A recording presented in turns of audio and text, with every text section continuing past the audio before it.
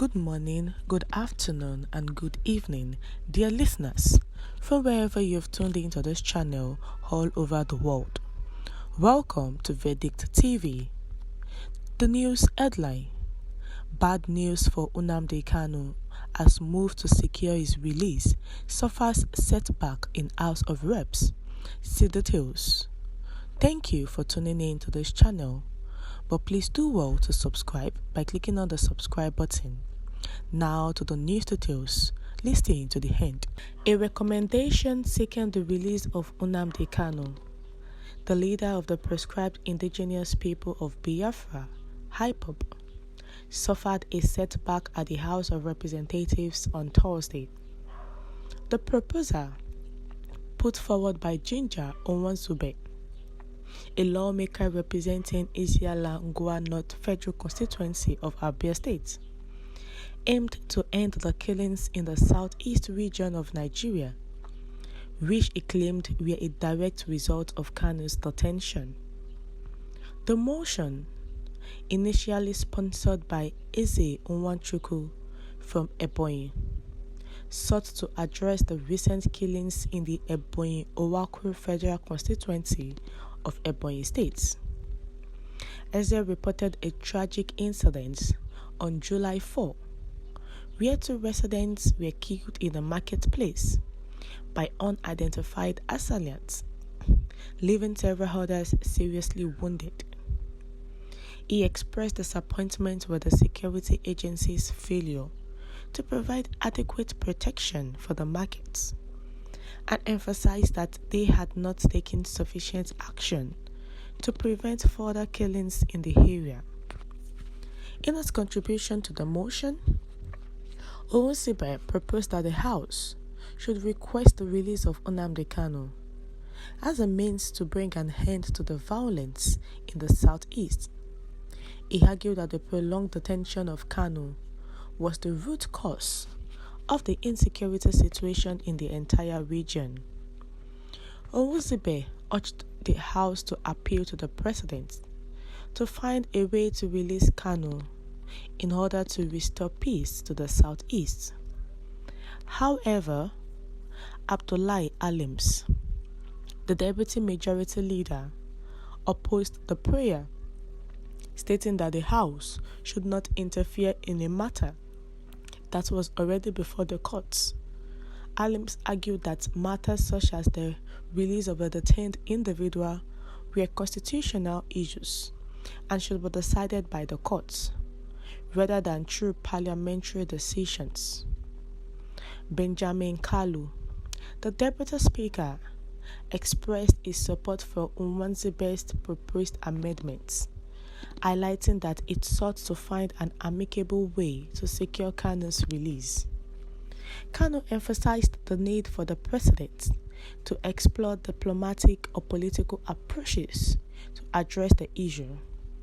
He believed that Kanu's release would contribute to a healthier and more peaceful situation in the southeast. When the Speaker, Tajuddin Abbas, put the amendment to a voice note, he was unable to determine whether the ayes or nays were louder, indicating a lack of clarity on the outcome.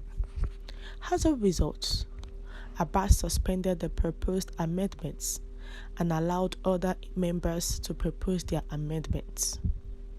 Usman Kumo, the chief whip, echoed Alim's position, asserting that the matter should not be discussed since it was already in courts. He emphasized the importance of respecting the law and refraining from discussing a pending judicial decision. Kumo cited the relevant standing order of the House, which prohibit references to matters pending judicial decisions that could prejudice the parties involved. In his ruling, Speaker Abbas announced that a decision on the amendment would be made the following week after due consultation.